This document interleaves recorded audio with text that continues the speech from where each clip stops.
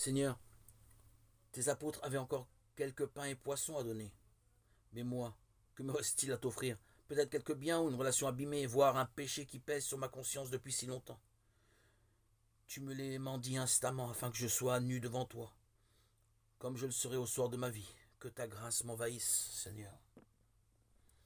Ce n'est pas préférer les pauvres à ses enfants que donner l'aumône, mais c'est leur préférer Jésus-Christ, que nous devons préférer à tout le reste. Plus on a des enfants, plus on doit faire d'aumône, parce qu'il n'y a plus de personnes pour qui on doit invoquer Dieu, dont on a racheté les péchés, dont les consciences ont besoin d'être purgées, dont les âmes ont besoin d'être délivrées. Il faut augmenter la dépense spirituelle aussi bien que la corporelle, à mesure que le nombre des enfants croît, comme Job offrait chaque jour autant d'offrandes à Dieu qu'il avait d'enfants. Laissez à vos enfants la belle leçon de Tobie. Si vous avez beaucoup de bien, donnez beaucoup aux pauvres. Si vous avez peu, ne laissez pas de leur en faire part.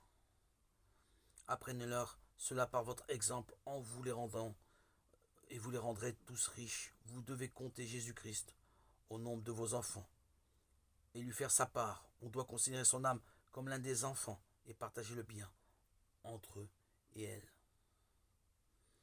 Magnifique texte et conseil pour nos familles. Prendre Jésus comme notre enfant de plus. Dans certaines traditions chrétiennes, on gardait toujours au repas une place vide et prête pour le pauvre, parce que le pauvre, c'est Jésus. Mais bien plus, il y a la parabole du jugement dans Saint Matthieu. Tout ce que vous avez fait à l'un de ces petits qui sont mes frères, c'est à moi que vous l'avez fait. Matthieu 25, 40. Combien de fois n'avons-nous pas lu chez nos auteurs cette certitude de foi que le pauvre est Jésus et aussi que c'est Jésus en nous qui donne à Jésus dans le pauvre.